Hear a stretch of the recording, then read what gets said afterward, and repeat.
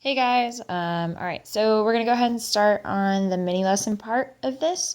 So in part one, it says that it wants us to consider the following incomplete function, and those two yellow places up at the top, those are going to be our missing numbers that we're going to try to find.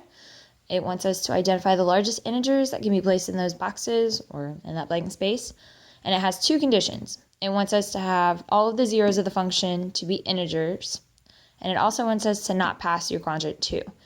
We've also got to make sure that we have the largest integers, and we've got to explain why we have the largest integers. And then we're going to create a rough sketch, but that's probably going to be in the next video. I'm also going to just go ahead and apologize for my shaky hand doing this off of my phone. Sorry. All right, so let's go ahead and get started. So right now we've got this missing piece right here, okay? We also notice that this is going to be a fourth degree polynomial. And the reason why I know that is because if I actually distributed this all the way out, I would get x to the fourth power. So this is going to be a fourth degree polynomial. Okay, so we're just going to keep that in mind as we're working through this.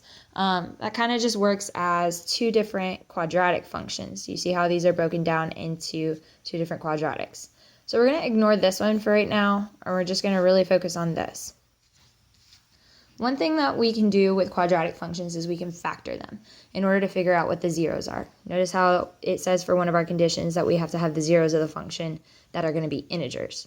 Well, the best way to do this is probably to factor. How we factor is we use the big X method or the box method, depending on what your teacher has taught you. I'm going to use the big X method, where I'm going to take my A times C term and put it up in the top, and I'm going to take my B term and put it in the bottom. So what that means is that if you had a standard quadratic equation, I'm going to take my A times C and put it up here, and I'm going to take my B term and put it down here.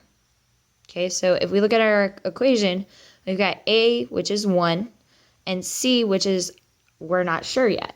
So we're going to put this little question mark right here because we're not sure what that is. But we do know that our B term is going to be negative 12. So we're going to put negative 12 down here at the bottom. And we need to figure out two numbers that if we add them together, we're going to get negative 12. And if we multiply them, we get the biggest number possible. So I'm going to make a list of numbers that if I add them together, I'm going to get negative 12 as their sum. So over here, I'm going to start making a list. So if I took negative 1,